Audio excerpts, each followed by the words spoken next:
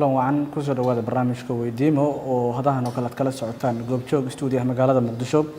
toddobaad walba waxaynu ku soo qaadanaa barnaamijka weydiimo ee goobjoog hadda mowduucan is oran karno daawadayaasha iyo dhageystayaashaba way u baahan yihiin toddobaadkan waxaynu ku eegi doonaa haddii eeb uu ka raali noqdo saameynta ay ku leedahay tubaakada taabuuga loo yaqaano iyo shiishada dhalinyarada Soomaaliyeed gaar ahaan kuwa waxbarashada ku jira sidee looga ciribtiri karaa yeesa tahay mas'uuliyadda ka saaran wacyigelin ku aadan ayaanu daawadayaal dhageystayaal barnaamijka idinku soo gudbin doona haddii eeb uu ka raali noqdo Maxamuud Ali Xaaji ee la socodsiinaya u diyaar garooba mar kale iyo daawashada barnaamijka weydiimo ee goobjoog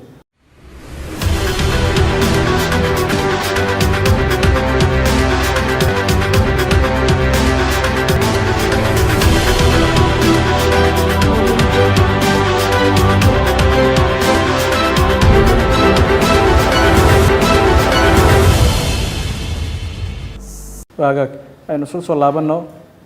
sida hordhaca barnaamijka ba aynu kugu soo gudbino weydiimo toddobaadkan waxaynu kaga hadli doonaa saameynta dhalinyarada Soomaaliyeed ay ku leedahay taabuuga iyo sidoo kale shiishada oo inta badan dhalinyaradu ay noqdeen wax kan qayb ka ah noloshooda sida loo ciribtiri karaa su'aalahaas iyo kuwa kale muhiim ah ayaanu barnaamijka idinku soo gudbin doonaa xogo dhowr ah balse marka hore aynu ku bilowno doctore hay'adda la dagaalanka muqaadaraadka ayaa dabcan idinku tihiin saameynta dhalinyarada ay ku leedahay shiishada iyo tubaakada taabuuga loo yaqaano aad ay u sii baahaysaa oo xataa waxay gaaraysaa dadka 17 jirada da'du ka yar tahay inay isticmaalaan marka xaggaas la marayo saameyn noocay ay ku yeelan kartaa bulshada isticmaalka waxa loo yaqaano shiishada iyo tubaakada taabuuga loo yaqaan Bismillahirrahmanirrahim magacaygu waa Dr. Cabdullaahi Muuse Axmed Nuur agaasimaha hay'adda Sooda saameynta markaan ka hadlayno waxa weeye saameynta aad iyo aad ay u ballaaran tahay anaga waxaan focus ka saaraynaa saameynta xagga caafimaadka ay leedahay waxyaabahan maandooriyaha la isticmaalayo maandooriyaha marka yani adduunka marka la fiiriyo maandooriyaasha la isticmaalo waxa weeye aad iyo aad ayay u fara badan yihiin laakiin waddankeena inkastoo kuwo badan ay jiraan laakiin xooga waxa waaye waa qaadka iyo tubaakada marka tubaakada haddaan kala qaybino waxaa loo qaybiyaa ilaa iyo maaragtay 3 qaybood qayb waxa weeye waa inay tahay maaragtay cigarette ama maaragtay sida sigaarka oo kale qaybna maaragtay waxaa la yiraahdaa water pipe tobacco oo shiishada loo yaqaano qaybna waxa waaye waa maaragtay chewing tobacco waa tan maaragtay la saarto maaragtay canka hoostiisa ama korkiisa ama yani meelahaas oo kale la saaro intooda marka waxay ka samaysan yihiin waxyaabaha ay ka samaysan yihiin waa maaragtay waa isku maadooyin waay marka laga reebo maaragtay maadooyin yaryar oo maxaa la yiraahdaa kala dheer waxa ugu badan waxa waaye ka samaysan yihiin oo boqolkiiba 90 wax ka badan waxa waaye waa nicotine-ka waay nicotine-ka marka wuxuu yeeshaa saameyn ayuu ku yeelanayaa bini'aadamka maskaxiyan iyo maaragtay iyo systemyada jirka bini'aadamka waxaa la sheegaa 9 system oo ka mid ah maaragtay systemyada ama habdhisyada jirka bini'aadamka in saameyn xoogan ay ku yeelan karto tubaakadaas ha noqoto midaan canka la saaranayo midaan la cabayo iyo midaan maaragtay biyaha la socoto oo waxyaabaha udgoon kale ama shiishada loo yaqaan ay la socoto marka haddii aan ku hormarno marka midaan yani baryahan dambe maaragtay aadka u soo baxday oo maaragtay taabuuga loo yaqaano nicotine-ka maadooyinka ku jira ay ka mid tahay qofka marka uu saarto waxaa jira marka waxa la dhaho neurotransmitterskaas waxaa waaye maskaxda jirka bini'aadamka marka ay rabto amar inay gudbiso ama la rabo amar in loo soo gudbiyo waxaa la soo marsiiyaa nerviska marka maskaxda waxay ku wada xiriiraan marka wax la dhaho neurotransmitters dhacaano nerviska ku dhex jira maskaxda ka imaanaysa oo fariinta danabaysan maskaxda ka imaanaysa loo soo mariyo waxaa lagu qiyaasaa inay yihiin 132 ayuu ilaahay subxaanahu wa tacaala inta uu la ogyahay uu sameeyay jirka bini'aadamka ay tahay qaar ilaahay wuxuu ugu talagalay levelkooda inay aad iyo aad u sarreyso qaarna wuxuu ugu talagalay levelkooda inuu hooseeyo marka maadadan nicotinka markuu qofka isticmaalo kii levelkiisii koreeyay hoosuu imaanayaa kii hooseeyana wuxuu aadayaa kor u aadayaa oo bilcagsi ay noqonaysaa bilcagsi uu noqonayaa marka waxaa ku arkaysaa marka a few days kadib qofku wuxuu noqonayaa addicted macnaheeda waxaa waaye uu la qabsanayo qofkan waxaan uu la qabsaday ayada la-aanteedna maxaa la yidhahdaa howl ma qabsan karo ma shaqaysan karo waxba ma wadi karo sababtoo maaragtay waa nerviskiisii maaragtay neurotransmitterskii aa la shaqaynayo soo marka qofka iskuma aadana marka waxaa jirta caqabado ka hor imaanayo marka uu maaragtay waxaan uu baranayo oo jirkiis baranayo waxaa la arkaa dadka markay bilow yihiin ama sigaarka ha noqoto ama maaragtay waxyaabahaas oo kale tubaakadaas oo kale ha noqoto way wareerayaan yacni sababtoo neurotransmitterskooda maadadan nicotinka saameynta ku yeelanayso yacni maxaa la yidhahdaa maynan yacni la qabsanin marka wuxuu yeelanayaa qofka wareer marka wuu wareerayaa markuu saarto kadib waxaa lagu arkayaa matag kadib waxaa laga yaabaa in miirkiisa uu tago haddii uu sii daa'ima marka wuu la qabsanayaa bilcagsi marka haddii uu isticmaali waayo wareer ayaa ku bilaabanayo waxaa ku bilaabanaya sida waxaa lagu qiyaasaa sida maaragtay gurigan aan ku jirno kale korontadoo kale ayadoo sii damaysa oo sii damaysa oo kale maskaxdiisa noqonaysa awood yaalumaysa ha yani marka maxaa la yidhahdaa qabanaysa maadadan marka taa ka sokow markaan usoo gudubno maaragtay qaybaha kale meesha la gelinayo waxaa waaye waa canka hoostiisa ama maaragtay ilkaha iyo canka dhexdooda carabka hoostiisa meelo badan ay gelinayaan soo marka waxaa ka dhalanayo infection xoogan meeshaas waxa lagu xareynayo oo la dhigayo maantuu dhigayaa galabtu inuu dhigaa laga yaaba caawa dhigo biri dhigo maaragtay oral hygiene-kiina maxaa la yidhahdaa ma fiicna nadaafadii afka ma fiicna marka waxaa ku dhacaya maaragtay bacteria fara badan inay meeshaas medium ama maaragtay jawi bacteriada ay ku kori karto inuu meeshaas uu ka abuurmo waxaana ku iman kara maaragtay eridka iyo ilkaha in maaragtay infection uga dhaco problem uga yimaado markaan u gudubno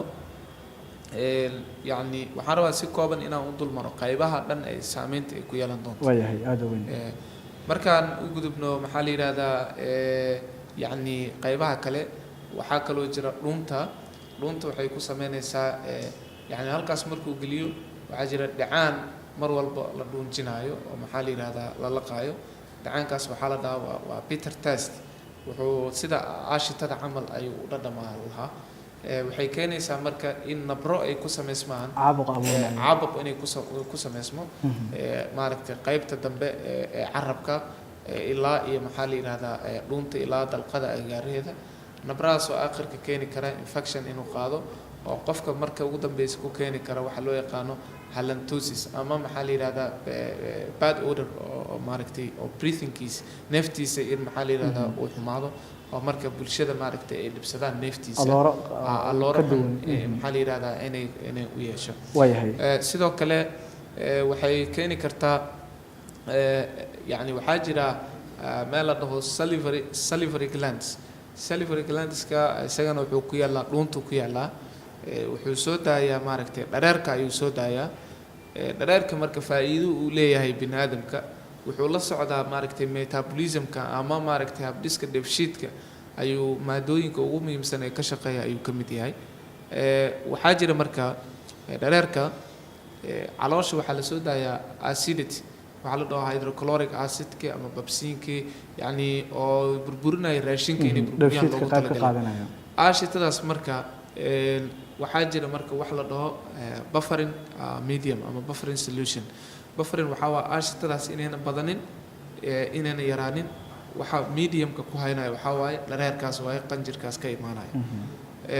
dhareerka marka wuxuu sameynayaa aashitadii in maxaa la yidhahdaa bufferkeedii uu ilaaliyo oo medium meel dhexdhexaada uu ku ilaaliyo marka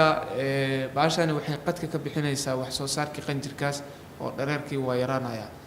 dhareerka markuu yaraado marka qofka marka mar walbaba waxaa si joogto ah ula socda maaragtay laabjeex cuduradan ama heartbanka ama loo yaqaano girdi gastroesophageal reflux disease kuwaasoo maaragtay aashitadii caloosha ku jirtay maaragtay ay kor u soo socoto oo ay soo aadayso xaggii maaragtay tubadii oo hunguri wadeenka aashitadaas waxaa la sheegaa haddii bannaanka loo soo bixiyo oo maqaarka ama meel lagu dhibciyo way goynaysaa meeshaas soo marka caloosha waxay leedahay maaragtay wax sidii mutuleelkii oo kale u kala xirxiran oo maaragtay loogu talagalay in maaragtay aashitadaas lagu hayo marka haddii bannaanka uga soo baxda marka waxay keenaysaa tubadii hunguri wadeenka inay gubto halkaasna maaragtay qofkii uu ka qaado kansarka maaragtay ku dhaca tubada hunguri wadeenka esophageal carcinoma oo finally maaragtay soo badanaya arrintan inaynu sahlaneyn waxyaabahaas ayaa daliil u ah sidoo kale markaan usoo gudubno habdhiska xididada dhiigga iyo wadnaha waxay ku yeelanaysaa doctore xubno muhiim ah ka hadlaysa waxaan u baahanahay inaan isdhex gashano mikrofoonka adoo dhigta Mahad Haashim ugu dhiibaya waad ogtahay dhibaatada ay leedahay taabuugan oo dhalinyaradu ay saaranayaan carabka iyo daanka ama dhabxanaga inta u dhaxayso la saaranayo shishadu si normal ah nolosha ay ka mid noqotay xog intee leegaad ka haysaa dhibaatada ay leedahay bismillahir rahmanir rahiim magacaygu waa Mahad Dr. Mahad Haashim اللهم وفقنا لما تحب وترضى marka hore ilaahana waafajiyo wax wanaagsan oo raaliga ka yahay inta kadib waxaan u mahadcelinayaa bahda goobjoog oo mar waliba barnaamij aad u muhiim ah oo bulshada wax u taraysa yani u soo gudbiso doodan weydiimana xiriiriyaheeda iyo dhammaan farsamayaqaanada oo u mahadcelinayaa waxaan leeyahay iyo walaalaha nagala soo qayb gal dhaqaatiirta assalaamu calaykum waraxmatullaahi wabarakaatu salaan kadib taabuuga horta wuxuu ka mid yahay tubaakooyinka tubaakadan waxaa loo kala qaadaa laba qaybood qayb oo ah yani qayb qiiq leh oo afka qalaad lagu yiraaho smoke tobacco qayb kale taa jirto oo ayadana aanan qiiq lahayn oo loo yaqaano afka qalaad ingiriiska lagu yiraaho smokeless tobacco marka laga hadlayo mowduucan taabuuga wuxuu ka mid yahay smokeless tobacco cilmi baaris laga sameeyay dalka India waxay cadeynaysaa 40 sakanba inuu qof u dhinto taabuuga dhibaatooyin badan uu leeyahay waxa isbarbar dhig marka lagu sameeyo sigaarka iyo taabuuga sigaarka wuxuu ka kooban yahay saddex yani oo harmful substances waxyaabo aad khatar u ah oo caafimaadka qofka dhibaato u keeni karo yani saddexdaas shay waxa kamid ah tar wax loo yaqaano nicotine iyo carbon dioxide saddexdaas shay uu ka kooban yahay nicotine-ka sigaarka intaas uu leeyahay laakiin taabuuga marka laga hadlayo wuxuu leeyahay cadad aad u badan oo nicotine ah nicotine-kana waa maado oo la qabsigeedu aad u badan yahay qofka hadduu mar isticmaalo la qabsadana weligiis aynan suurtagal u ahayn inuu joojiyo inuu ka haro saas darteeda maadadan oo taabuuga ah maadada ku jirto nicotine-ka ah aad ay caafimaadku u waxyeelaysaa taabuuga marka kooban ma ka haysa adiga dad ay qabsatay tusaale ahaan oo isticmaalkeeda oo dhalinyaro badan oo si wanaag ah ku ogeed inta baashas bilaabeen marka dambe ku dhaadhi toore ma fadhiyo xaaladeeda iyo saameynta ay ku yeelatay subxaanallah waxaa caddeynah dad badan oo asxaab aan nahay oo isticmaalkooda aan ku arkay qaarkood aan ka wacyigeliyey ilaahay u fududeeyay inay iska joojiyaan mowduucan taabuuga ah in badan yani barta Facebook aan ku leeyahay aadan ooga hadlay yani dhibaatooyinka uu leeyahay sababtoo ah waxaan arkay dhibaatada uu leeyahay arkay jaamacadaha lagu isticmaala iskuuladii lagu isticmaala yani dad oo waxa isticmaalayo la dhihi karo yani dadkii inay dadka wanaaga gaarsiiyaan la rabo way oo isticmaal arkaysa somehow waxa arkaysa yani saxafiyiin qaarkood isticmaalayo somehow dhankiina dil la soo aado marka aad u badan tahay dadka isticmaalo bulshada qaybaheeda kala duwan yani qofka markuu ka saayo waxa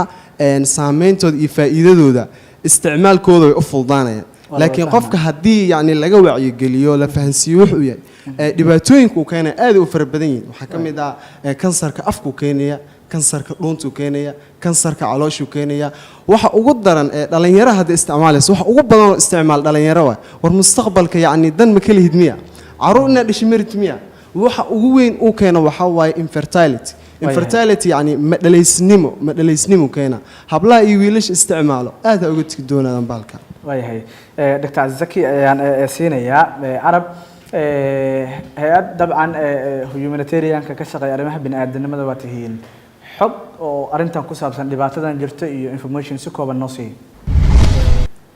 أولا السلام عليكم ورحمة الله تعالى وبركاته بهذا جوب جوك دمان أصحاب تأقون يحنا ماشان كويدل وإن سلام أمريكا كواد مقعي جوا سكري عرب ديريا دوميا هايدا SCDO أما هايدا هرمارين تابلشة الصوماليات كلهم كان موضوع أنا وسود وين أنا انقلبت عن فرصة وياشين عن كفايديستو والله هرت تابوغا أما باش هالشيء ده واحد سوقه وكرماهن دبعت ذا كويس دلانك الصوماليات قبل مقدشة وهالنقطة وحن أنا جا جوبجوج وهاي وعندي كسارة يرد لنا يرى باش سعرن جري شيء تابوغ كوري هوسبا هو دي صحبة كوانسي أنا قلت كي دور مرة عند أبو باش سكا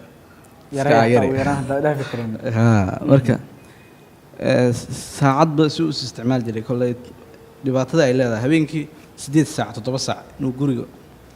la soo raadinayo saqda dhaxa uu guriga ka soo gala daaqada maalin maalmaha kamid ah wuxuu sameeyay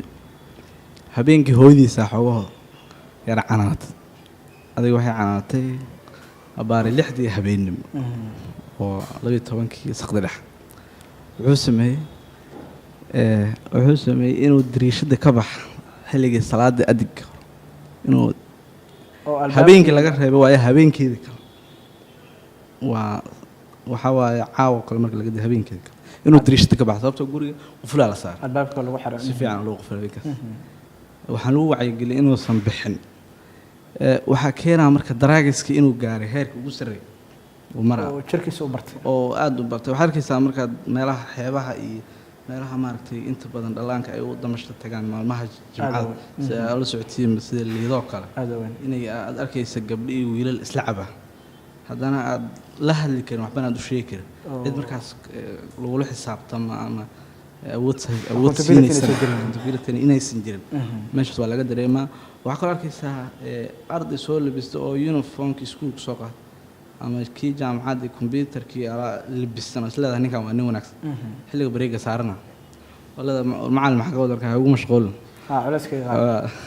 arma isaagii soo gacan salahan marka waxyaabahaas oo dhan waxay u baahan yihiin waan ugu digaynaa dhalinyarada Soomaaliyeed inay iska dhaafaan daayarta mustaqbalkii dalka ayagu waaye inta wax baratay iyo inta maaragtay barnaamijyada noocan oo kala qabanaysan waa ku dhiirigelinaynaa inaysan wacyigeliyaan barnaamijka horumariyaan marka bahad goob joogna aadaan kugu mahadcelinaynaa Yasmiin qof oo akademiga tahay oo wax barto jaamacad dhigto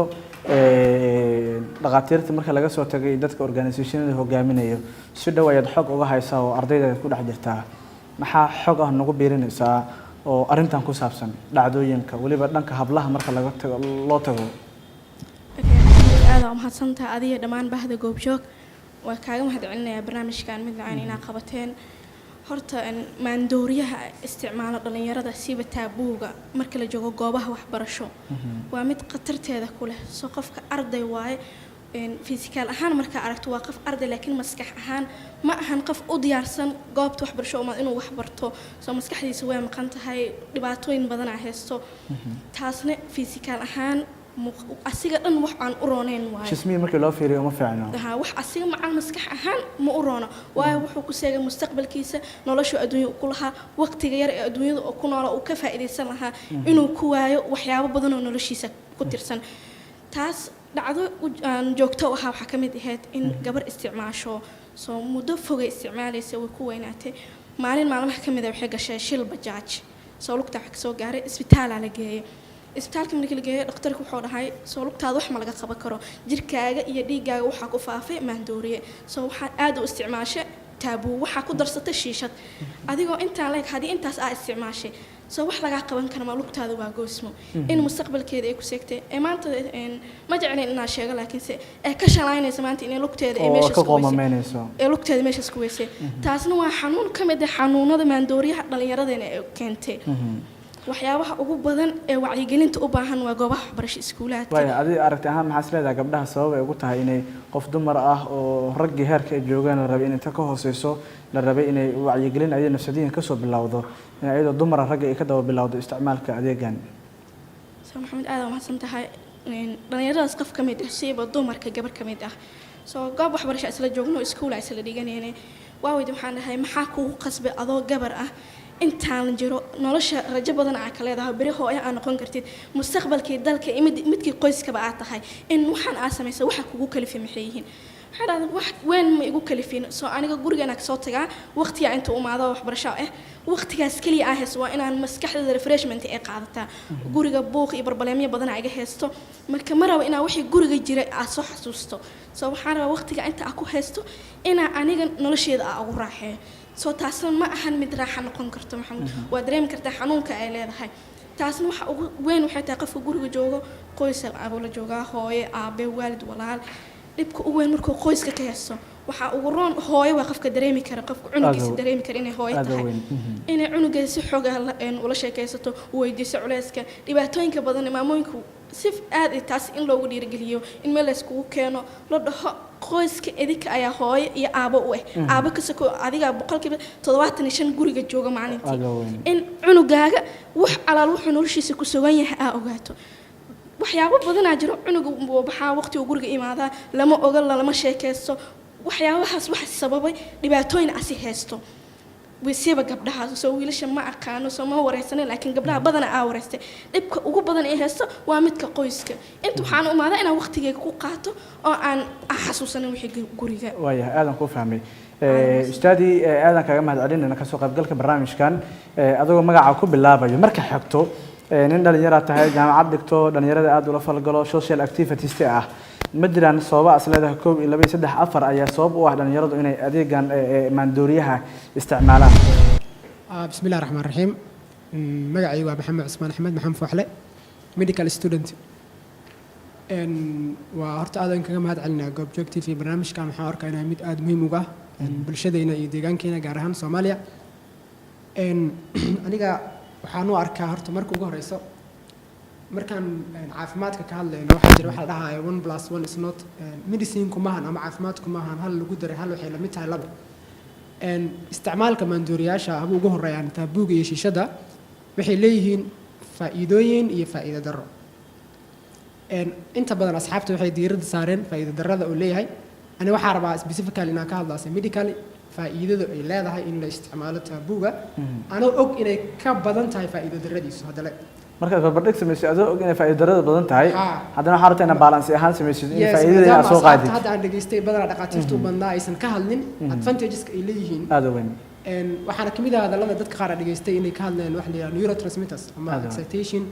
nerve markii laga hadlaayo wuxuu ku shaqeeyaa waxay tahay neurotransmitterkaas maadada ku jirto waxa loo yaqaano sigaarka ama taabuuga ama tubaakada ama shiishada dhammaan waxa caan ku ah maado loo yaqaano nicotine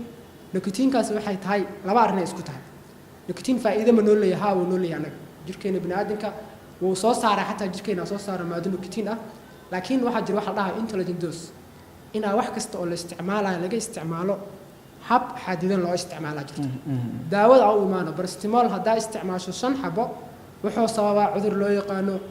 hepatitis kan caadiga oo sababa 5 xabo 6 xabo ka isticmaashid overdose daa isticmaashid xad dhaaf hadoo noqdo hadduu xad dhaaf noqdo wuxuu keeni doonaa hepatitis oo keeni doona ama cagaarshow wax loo yaqaan ani markaa u imaado faa'iidada uu leeyahay nicotine wuxuu ka qayb qaataa laba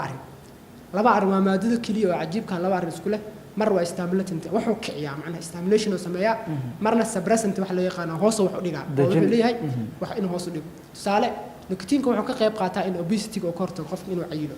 maadada nicotine waxay hoos dhigtaa cayilkay hoos dhigtaa sidoo kale nicotine ku jirta taabuuga ay dhalinyarada isticmaalaan sababta ay u isticmaalaan waa sheegi doonaa wax badan aan ka ogahay laakiin marka waxa ra in horta faa'iido inuu leeyahay aan muujiyaa waayahay neurotransmitterska qaarkood waxay isticmaalaan nicotine-kaas qayb kamid ah laakiin hadday bataan wax kasto waa dhibaatay leeyihiin biyaha ugu horeeyo haddaad biyo cabto nolol waa la dhahay laakiin haddaad ku harqato ka war oo dhaxda ka gasho waa dhimanaysaa nikotiinka wuxuu ka qayb qaataa waxa la yidhaha waxaa jiro total knee replacement jilibka ama isgoysida jilibka qofka nikotiinka isticmaala maado ay ku jirto kuma dhaco rheumatoid arthritis waxa loo yaqaano rheumatism ay dhahaan kuma dhaco dadka tubaakada iyo isticmaala rheumatitis kuma dhaco waa faa'iido inuusan joint replacement asan loo sameynin taariikhda inta la hayo researchkaas wuxuu soo baxay 2010 way caddeeyeen dhakhaatiir badan inaysan ku dhacaynin waxa loo yaqaano rheumatism ay isku dhacaynin sidoo kale firfircoonida uu ka qayb qaataa dhalinyarada markay isticmaalaan asoo xanaaqsan hadduu taabuuga saarto isla markii uu kor geliyaba wuxuu noqonayaa qof faraxsan oo noqonaya isla markii sheeko badan oo bilaaba candhuuftiisa qaar ku soo gaaraysa faa'iido darrada raba inaan marka wax yar ka tilmaamo inkastoo asxaabta iyaga horreeyay ka hadleen faa'iido darradiisa waxaa ka mid ah horta faa'iido darrada ugu weyn oo nagu leeyahay waxay tahay xagga diiniya in diinta islaamka iyo muqaadaraadku inta badan ay xaraam ku yihiin haddale mar walba oo aad xayatay isticmaashan adigana laftigaaga maado caafimaad darrada keenta ay ka mid tahayna marnaba kuma fiicna waxay diinta kuu diidaan waxaa la dhahaa al-ismu maa xaaka bihi nafsak dembi waxaa la wixii naftaada dhibaya dembi la dhahaa soo taabuuga dhibaatadiisa darteed ayuu dembi ku noqday marka ugu horreys faa'iido darrada ugu daranba waa dembi in xag ilaahay maalinta qiyaama lagu qabsan doono inaad isticmaashay wax adiga ku dhibayo waayahay sababaha hal iyo labo dhalinyarada sabab ay isticmaalaan excitationka inay ka helaan markay isticmaalayaan waxay helayaan farxad badanaa wax u badan aniga arkay horta gabdha maanan arkin because meelaha ay gabdhaha ma la falgelin midda kale oo la dhaho jaamacadaha ardayda isticmaasho inta oga aniga college of health science badanaa ardayda uma badno oo jaamacada caafimaadka bartaan taabuu ma uusan dhex joogin wax u badan marka arko isticmaalaya waxaa bajaajilayaasha isticmaala darawlada oo darawlayaasha oo darawalka ah waxayna ku leeyihiin maxaa u isticmaalaysaa waxaa u isticmaalaa markaan asiga gashto waxaa sii shaqayn karaa 2 hours kala sii shaqayn karaa oo dheeraad marka faa'iidadiisna lagu baraarugsan nikotiinka faa'iido loo leeyahay la ogaado waayahay aad u maasan tahay maxaan fuuxle Faadumo rabaa inaan mikrofoonka igu dhibtaan Faadumo qof way araga tahay oo wax fahamsan oo jaamacad dhigto yay kula taxas leedahay in la dagaalamo dawladda door nooc ku yeelan karta is leedahay la dagaalanka muqaadaraadkan gaar ahaan shiishada iyo taabuuga oo dhalinyaradu aad ugu sii baahayaan isticmaalkooda magacay waa Faadumo Xuseen Maxamuud aad ayaan ugu faraxsanahay horeen inaan barnaamijkan hay'adahan ka qayb qaato aan soo hor istaago gabi ahaan marti sharafka meesha joogtana salaan gaaran salaama ida TV-ga goobjoog markaan ka hadlo effectiga uu leeyahay taabuuga sometimes ustaadku wuxuu dhahay goobaha caafimaadka jaamacadaha kuma badna dabcan way ku badan yihiin qof tusaale ahaan qof maxay ahayd waxa arkay physical ahaan aad u qurux badan oo haddana maxay ahayd taabuuga ugu jira waxa marxaati ka ahay gaari aan saarnaa BL inaan ku arko gabdho badan aan jaamacadda iskula soo baxnay dhanka isgooska marka la waxa ku yaala meel duuriyaha lagu gado sigaarka iyo taabuuga waxaan ka bar helay gabdho dhahayaan maxay ahayd xiisadihii waan ka soo baxnay dabcan waan daalanahay maskaxdiya buuqsan barbaleen badan dhexda loogu jiray inay dhahdo wiilka gaariga kirishbooyga ka ahaa hool cagtan iyo qabay halkaas taabuuga ka soo qabo oo indha adeeg ee muujiso dhanka gabdhaha markii la laho sumcad xume u tahay inay maandooriye isticmaalaan markaas talaabo isku dayayso inaa qaado tiraahdo waan weydiiyey okay waan weydiiyey waxaan dhahay maxaa u isticmaalay waxay dhahdeen buuq iyo problem aan ku jiray xaafadda markaan tagaayo waxaan jeclahay inaan tago anigoo firfircoon oo walaalaha iyo maamada anoo ka qasulsiinayo firfircoon inaan tago marka saameyn weyn ay ku leedahay dhanka gabdhaha markii loo sumcad xumo in qofkii asoo jaamacadda ka imaado buuqsanto xaafadda ku soo imaan lahaa qof faraxsan oo firfircoon oo qoslay inuu ku imaado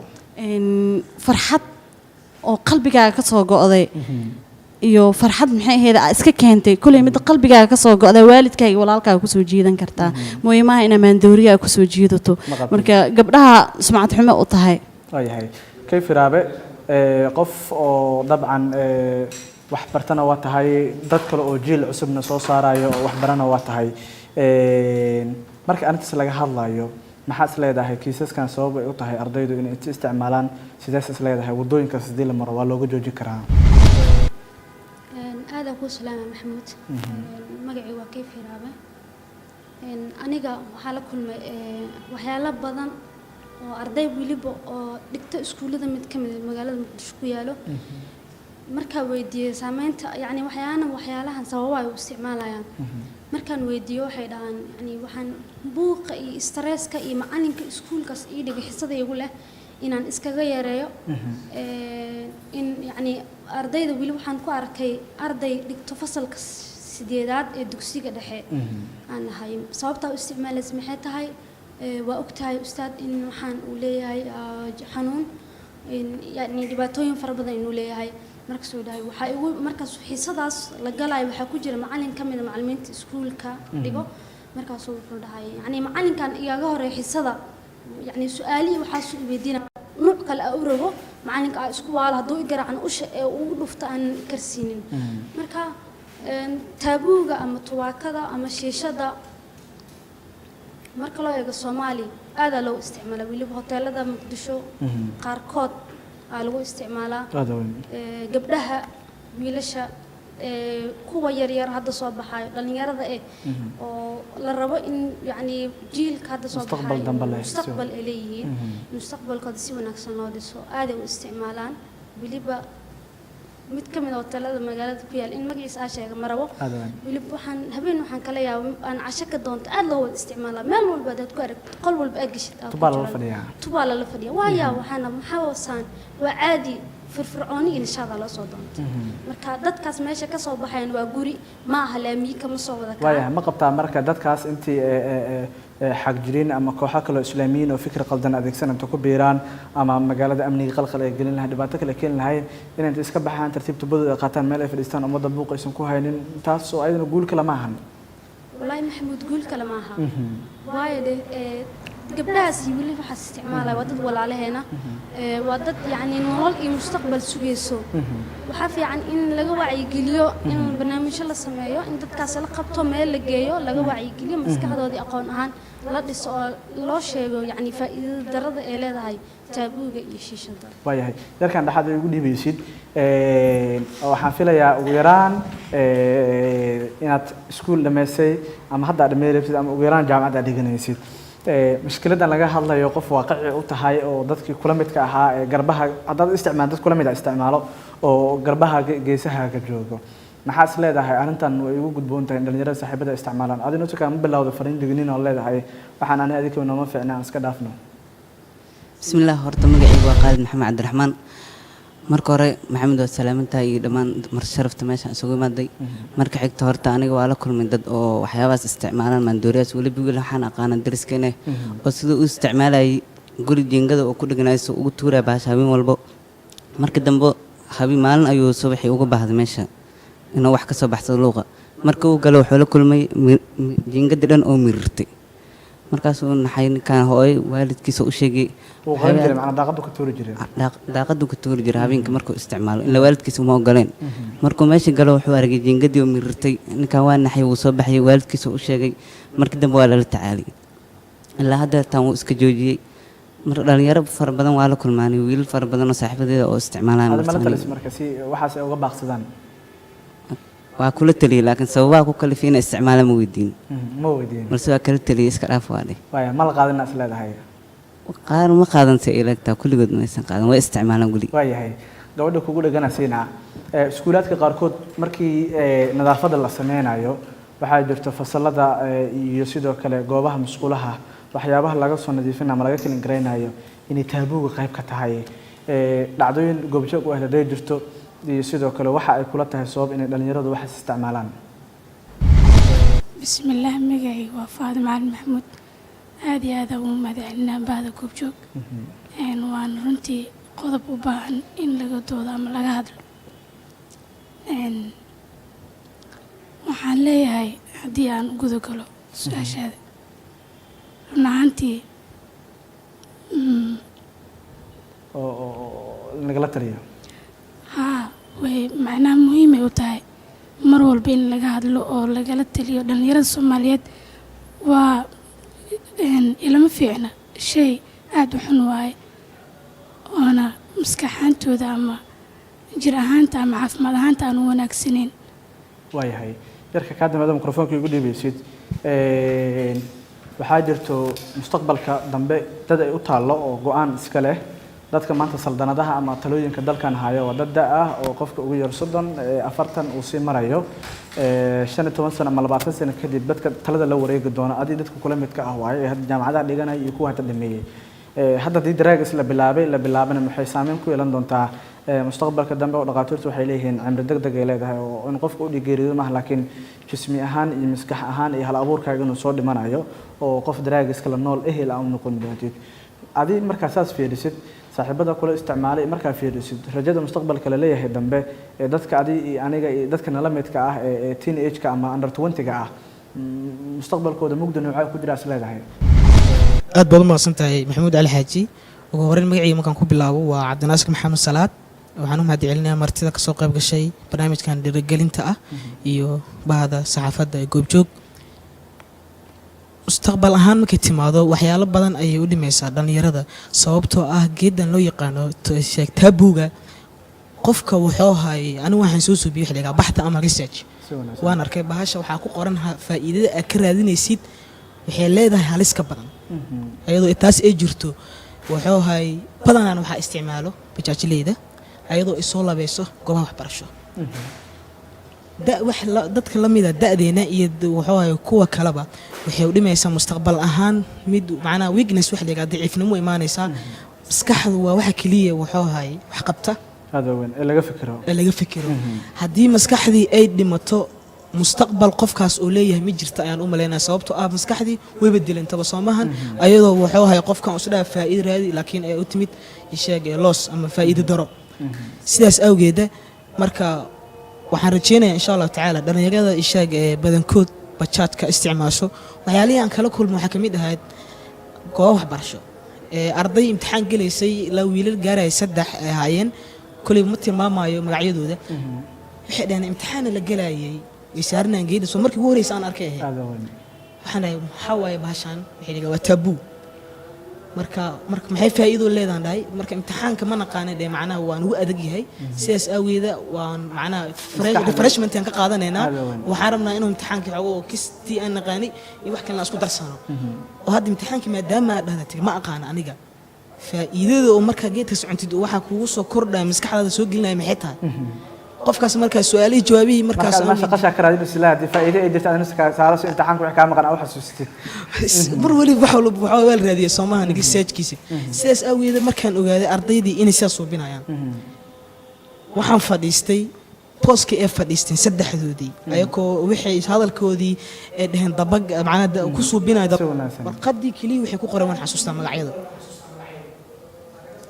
لكن دad faraxsan ahayn imtixaanka murug ku helay Soomaaliya soo bihabi waa maad faraxsan ahayn warqad waxay ku qoran magacyada kaliya way iska dhiibeen marka banaanka soo baxaan dhaay wad saarateen geedi kori hoos waliba saarateen isulaxsan oo widii maxay taana marka ma sheegi kartaa wixii soo qortay waa ku jeeda magacaada soo qortay wax ku soo kordhay ma jirin heer waxay gaartay marka dadkaas aan kala tagno kadib research badan aan suubiyay geedahaas iyo meelaha lagu gado بدنا وحوها وحلو جذا جوابها وحي لسعتها جيت كان جاتك مندورية شماله لو جذا جاتك أي لسعتها جاتك أي لسعتها سيدس أوجد حرتشيننا إن وحوها دان يريد مستقبل أيس لهن وحفا إذا أيس لهن إن شاء الله وحوها إن قدنا نتمد وحوها الدولة دنا أي كبر الدنيا دون تحيل رجينا إنها تكذب لجوجد الدولة يراد عبد الرحمن عبد الرشيد شري بشاش نين دان يرى تهاي أو إن بدنا أقونا الله يهاي أو دان يرى كل حجرو goobaha lagu caweeyo waa tagtaa oo muqdisho oo dhalinyaradu inta badan ay isugu yimaadaan baashan qatarteeda waa laga soo hadlay sida ay ku bilaabato waa laga soo hadlay dhibaatooyinka ay leeyihiin waa laga soo hadlay adigu bashash ahaan markaa fiirisid dhalinyarada meesha u socdaan dabcan kulamo wanaagsano xaq diiniin markii loo laabtana ma ahan wax sax ah oo diintu ay nafarayso aqliga markii loo fiirino wax sax ma ahan in la isticmaalo haddana dhalinyaradu wax oo justification ama cudurdaar sax aan loo haynin ayay dartood ugu isticmaalaan tirada wana sii kordhaya number ka dameyso oo saddexda qof aad taqaaneen maanta mid isticmaalaya bari mid kala baranaya bari mid kala sii baranayo maxaad ku talinaysaa horta waa salaamay saxafiyare iyo goobjoog TV iyo waxa kale oo salaamay martisaafta ka soo qayb gashay barnaamijka weydiimo horta baashan tawaakada ah hadda aad u badatay marka hore waxaa arki jirtay in hal qof oo la dhumanaa meel ku jiro inuu odaanka ku haysto kadibna bulshada soo dhexgelin laakiin hadda ma jirto waxaas hadda way dhamaatay sababtoo ah hadda baashi ma laga dhigay ma aqaan cabitaan caadi ma noqotay macnaha waxyaaba iska caadi oo ummadda isticmaalaan ma isku bedeshay waa fahmi waaye hadda waxay noqotay wax qof kasta oo isticmaalo nolosha kamid noqotay tusaale ahaan oo kale hadda ebel waxaa ku ogeen in rag waaweynka ay isticmaali jireen macnaha odayaashoo kale ama dadka soddon sano ka weyn laakiin hadda waxay noqotay in xataa ilmaha hadda soo baxaya ay isticmaalaan waxaa ugu badan ebel raggii dumarka raggaa badnaa laakiin hadda dumarkaa ka badan ragga ragga waa lasii dhaafaya ragga waa laafa waa loo gudba asxaab badan as naqaano oo rag iyo dumar iskugu jiro baasha aad u isticmaalaan waxaa ugu yaab badneed hadda ka hor yaraa saaxiiba dhahay waxaa usoo martiyey yar kale ee saaxiiba yihiin yarkii guriga ugu imaaday marka yarkaan usoo martiyey kan loo soo martinaa ma isticmaalo wax balwado ma lahan laakiin yarka soo martiyey wuxuu yahay markii nin taabuudan iyo waxaan isticmaalo wuxuu sameeyey marka joorriga dhulka ninkaa dhigtay maadaama oo asaga marti loo yahay sirartan wuxuu ugu soo kacay yarkaan wuxuu dhahay inta seexo ninkan wuxuu sameeyey sheeko u wadaa way sheekaysanayaan waxay ka sheekaysanayaan xaafadii waxyaabihii dhacay barnaamij waxay ka sheekaysanayaan ninkan marka maba sheekey karaba asoo oo daankiisu jaam gareen daankaa jaam gareysan marka ninkaan daanka u buuxo sheeko wadaa ninkan wuu yaaban yahay ilaa cawl iska sheekeynaa ninkii martida loo ahaa asagoo sheekada loo wada seexday إلا يسكن ما هن واحد جنوك شقينا يقف عادي يسكن ما هن نكا وحبه سوق إنه استعمال نكا وسك سعدة مركي أو صوك عايز واحد عادي لحسة عمل لكأنه هو بحر حافظ هذا وهي هنيك هو ذي دلامي وجي بجاج صار حافظ سودري واحد عادي مركو حافظ وصون قضي أصحاب كانوا أومات إني كان لقمي غان واحد بلودي واحد لقمي غان نيمون أكسر لقمي غان إلا إني كان عاود نبوح ودانك سعرنا ضاغط وسعره مركي إنه طورة يوم لا لكن داقدوا سعره داقدوا سعره هاي إنه طورة يوم لا أصير داقدوا بينهم لكن سعره ماشي أصحاب أوما تحل لاني محكوا داعي نيمون أكسر هذا ورجي كوم مارك هذا واحد سمينا محقل ده يعني واحد داقد عاو صارت مركز داقد جيس بوحة صارن وحيابي لقضاها تابود كده عن جيس صار مركز يركي عهب باش بحوس بحكوا الله قوما إنه صاحبك سوعون هني وحيا حالا منها شيء كذا أو دب منها باش بكودة أو سكر بيقول شيء كان هدبها مركز باش وده مركز طلب حسوا جدينه يا واحد وجدي لها أنت بدن واحد مثلا أنت بدن باش عرفت كده بيان ضد قرباكي معه Soomaaliya asxaabta joogto inta badan waa qaana dalka wax badan joogay marka inta badan asxaabta inta joogto deegaanka ah ma maleelahan barnaamijkan ay bilaabin hayeen barnaamijkan wuxuu ka imaaday dadka qurbaha ka imaaday barnaamijkan keeneen wax wanaagsan keeneen amal dadkii farta ka saareen hadana uu hirgalay marka waxaan ilahaa dhalinyarada Soomaaliyeed inay waxaan iska dhaafaan oo hadda ayagu isjaam gareen ee magaalada baashaalaan anaga baad dawa kana anaga baasan caadi waa sheekeenna oo qosleena caadi oo jumid gaas ka jirna laakiin da maskaxda kasta ka waran ano oo geeda daanka saaran ma hadli kari badana hor markay dibka taas keentay waayahay kuna gaba marayna Dr. Zaki Carab ayaan siinayaa doctore humanitarian waa ka shaqeysaa arrimo bini'aadanimo ganacsatada keento dalka taabuuga oo dhalinyarada si raqiis ah looga bilaabay oo ilaa hadda halkii street banozor la gadaayo dhowr 10 xabay ay ku jirto maxaa ganacsatada fariin u dir lahayd bismillaah horta waxaan leeyahay dadka keeno oo barnaamijkan ka ganacsada markooda waa inay ka waantoobaan si ay bulshada qataraha ay u horseedaan inay ka joojiyaan marka xigta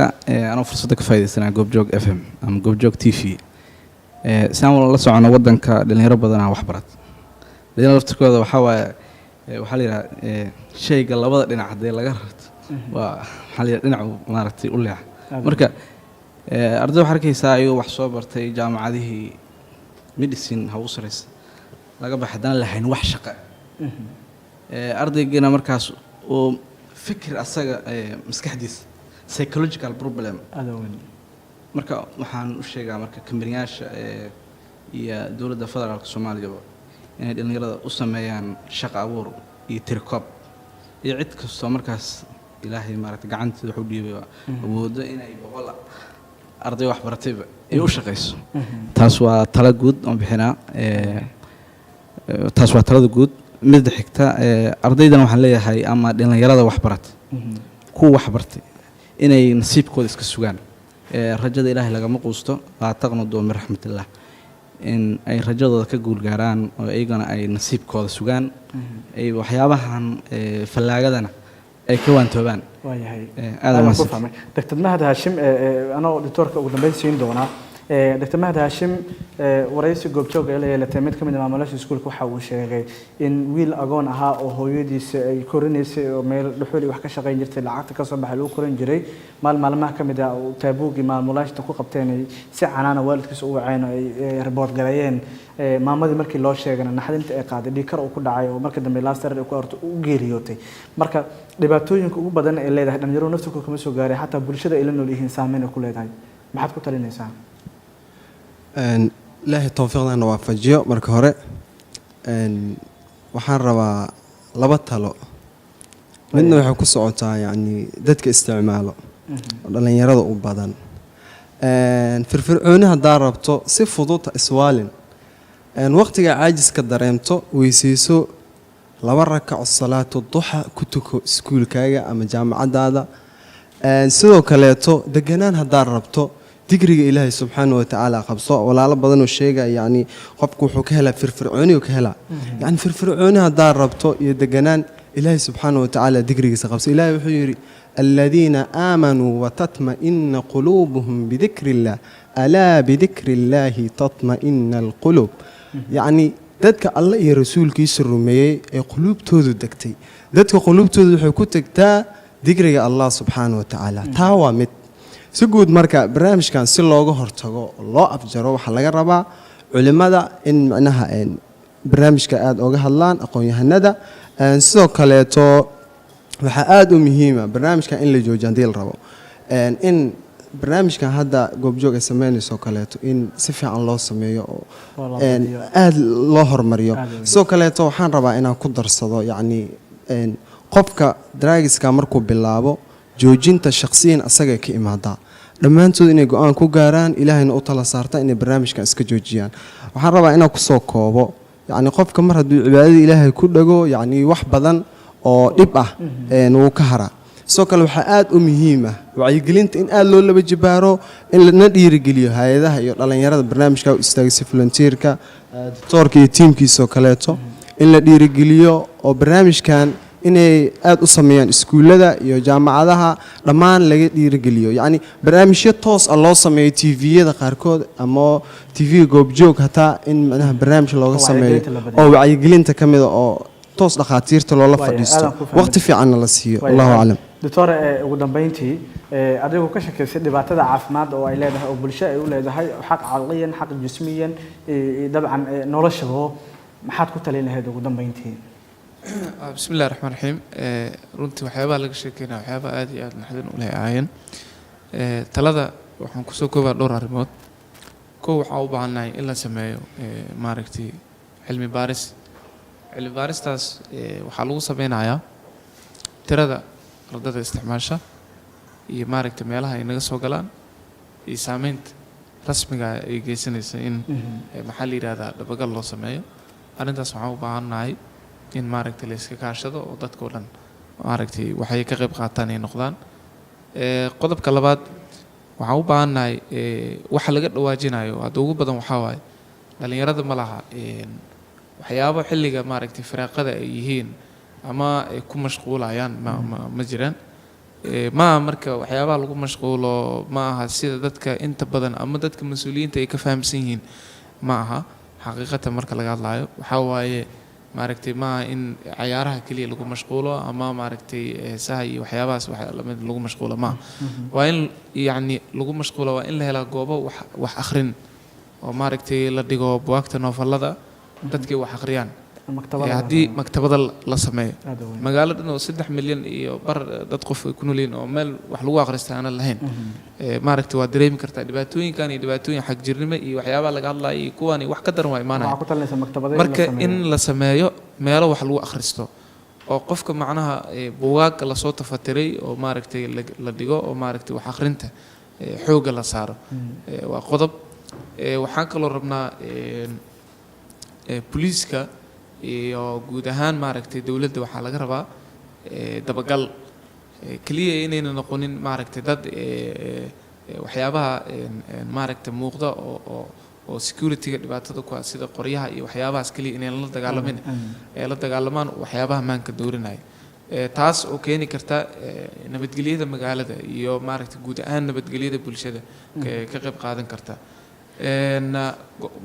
meesha ugu dambeysa talada ugu dambeysa waxaa waaye waa inay jiraan waalidiinta macallimiinta iyo culimada masaajidada dugsiyada qur-aanka in la isku xiran yahay waxa ugu weyn oo la rabo waxaa waaye waalidka inuu ka warqabo canugiisa 24 saacadood halaha uu shaqeynayo 12 saacadood ka soo qaad waalidka hadduu shaqeynayo yani 8 saacadood uu hurdaayo waa 20 saacadood waa inuu helaa at least 3 saacadood oo ilmihiisa uu la qaato oo la sheekaysto ogaada cashiradooda meeshay marayaan xaaladooda uu ka warqabo iskuulka sikadiisa uu ku booqdo yani cunugii uu dareemo dabagal inuu dareemo waxyaabaha farxadda laga helo farxadda wax badanaa laga dhawaajiyay waa ninkan siduu sheegay macnaha aayadda qur-aanka macnaha taasaa farxad noogu filan marka waxaan rabnaa bulshada warbaahinta kulli wacyigelinadan in la xoojiyo oo maaragtay roolku maaragtay qolo walba roolkeeda ay qaadato intaasaan kusoo gabagabay waayahay dhammaanteen si general ah markaan ka hadlayno diyaar ma u nahay qof walba in doorkiisa iyo kaalintiisa inuu ka qaato in dhalinyarada aan ka wacyigelino shiishada iyo taabuuga isagoo qof walba nafsadiyan ka bilaabayo kan ku dhaganna ku xijinayo si qofba qofka kale u gaarsiiyo ilaa ugu yaraan boqolkiiba hadda heerka aan joogno aan uga soo yaraan imise qof diyaar u ah inay si wanaagsan ula dagaasho wasku raacna Soomahan gudaanteena jacayl ku saabira barnaamijka wadiimo oo toddobaadkan aynu kaga hadlayna saameynta dhalinyarada Soomaaliyeed ay ku leedahay tubaakada iyo taabuuga wax loo yaqaano iyo shiishada Maxamuud Alxaaji ayaa barnaamijka la socodsiinay tan kulanti dambe toddobaadka dambe waxaan kaga tagnaa sidaas nabadgelyo amaan Allah